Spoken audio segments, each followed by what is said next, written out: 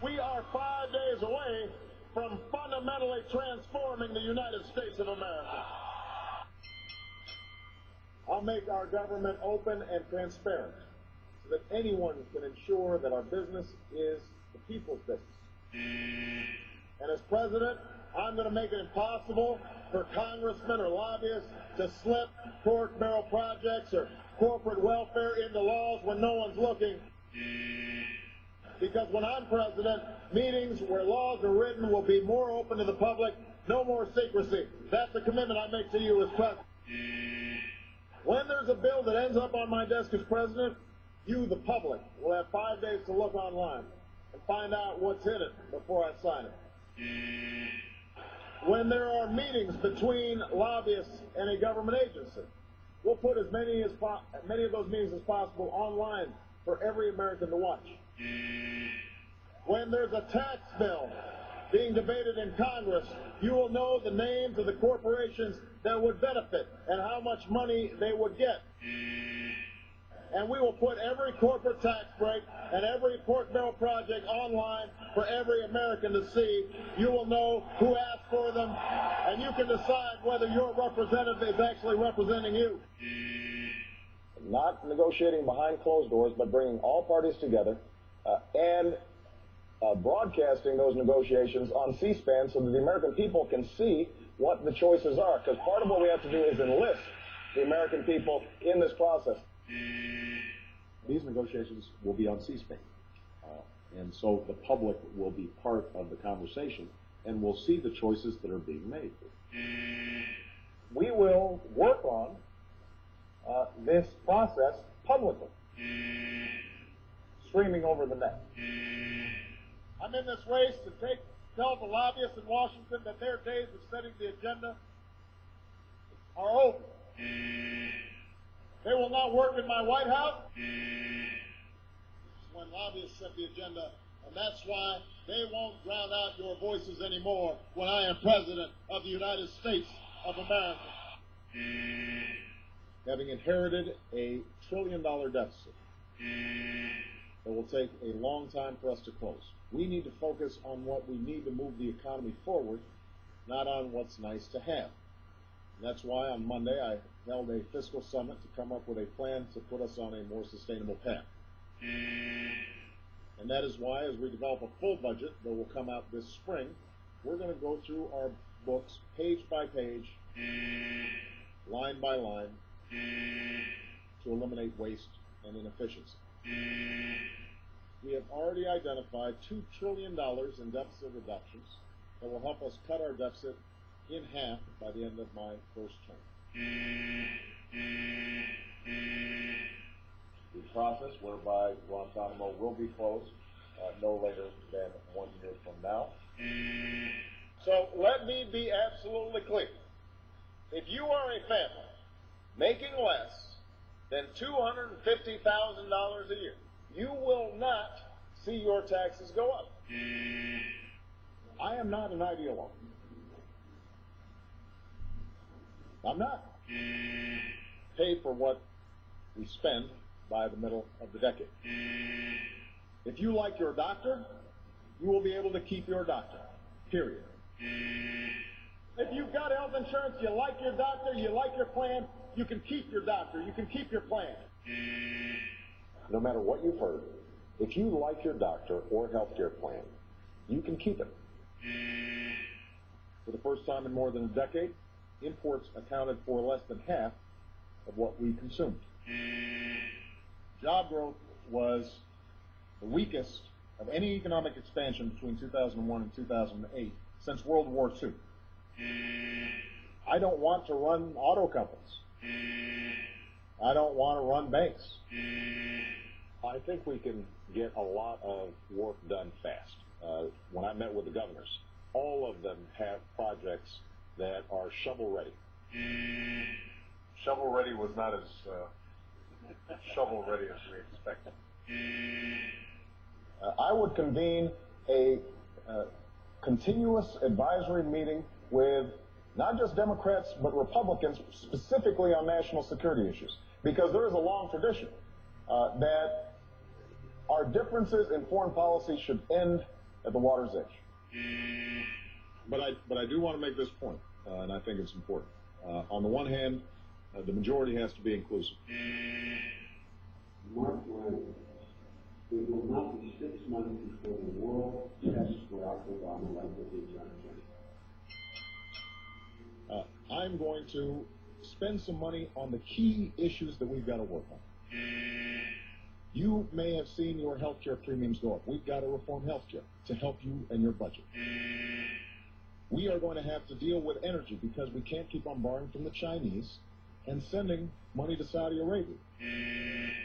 And what I propose, you'll hear Senator McCain say, well, he's proposing a whole bunch of new spending, but actually I'm cutting more than I'm spending, so that it will be a net spending cut. The key is whether or not we've got priorities that are working for you as opposed to those who've been dictating policy in Washington lately, and that's mostly lobbyists and special interests. We've got to put an end to that. My administration has a job to do as well. And that job is to get this economy back on its feet. I love these folks who help get us in this mess and then suddenly say, well, this is Obama's economy. That's fine. Give it to me. When I arrived in the White House, I had a $1.3 trillion deficit wrapped in a bow waiting for me. Now, I'm bringing this up not to relitigate the past. I just don't want to relive the past. You know, it was hard enough. It's been hard enough trying to rescue this economy the first time. I don't want to have to do it a second time. So if somebody wants to build a coal-powered plant, they can. It's just that it will bankrupt them because they're going to be charged a huge sum for all that greenhouse gas that's being emitted. The long-term deficit and debt that we have accumulated is unsustainable. We can't keep on just borrowing from China or borrowing from other countries. Businesses will be less likely to invest and open shop in a country that seems unwilling or unable to balance its books. And if our creditors start worrying that we may be unable to pay back our debts, that could drive up interest rates for everybody who borrows money, making it harder for businesses to expand and hire or families to take out a mortgage. While we must add to our deficits in the short term to provide immediate relief to families and get our economy moving, it is only by restoring fiscal discipline over the long run that we can produce sustained growth and shared prosperity. And that is precisely the purpose of the budget I'm submitting to Congress today. In keeping with my commitment to make our government more open and transparent, this budget is an honest accounting of where we are and where we intend to go. Just as a family has to make hard choices about where to spend and where to save, so do we, as a government. I've got two daughters, 9 years old and 6 years old. I'm going to teach them, first of all, about values and morals. But if they make a mistake, I don't want them punished with a baby. So I've been a little amused over the last couple of days where people have been having these rallies about taxes. You would think they would be saying thank you. Start a new program, go ahead. But you've got to cut another one to pay for it. That's how we'll make sure we're spending your money wisely. And our efforts to prevent a second depression have added another $1 trillion to our national debt. That, too, is a fact. I am a believer in knowing what you're doing when you apply for a job. And I think that if I were to seriously consider running on a national ticket, I would essentially have to start now before having served a day in the Senate. Now, there's some people who might be comfortable doing that, but I'm not one of those people.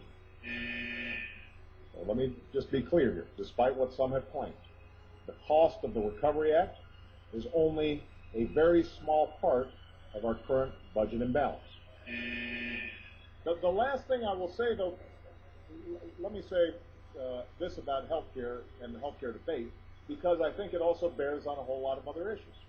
if you look at the package that we've presented, and there's some stray cats and dogs that got in there that we were eliminating. We were in the process of eliminating. For example,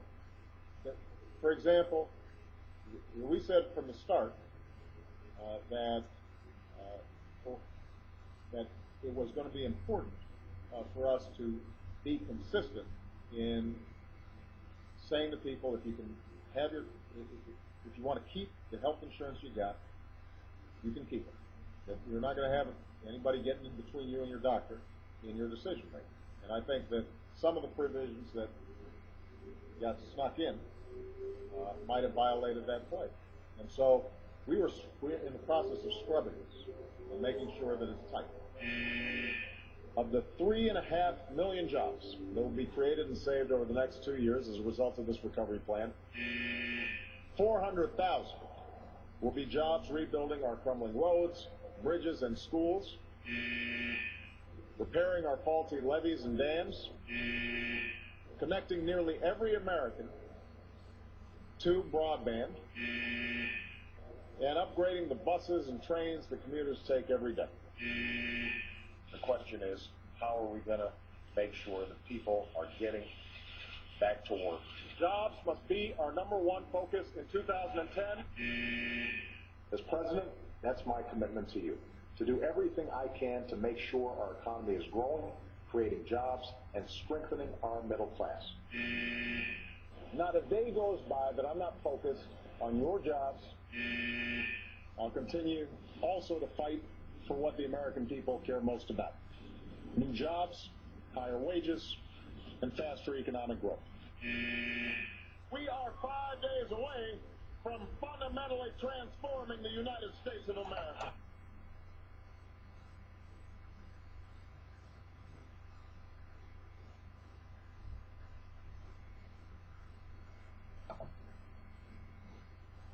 I believe the winner must be Mitt Romney.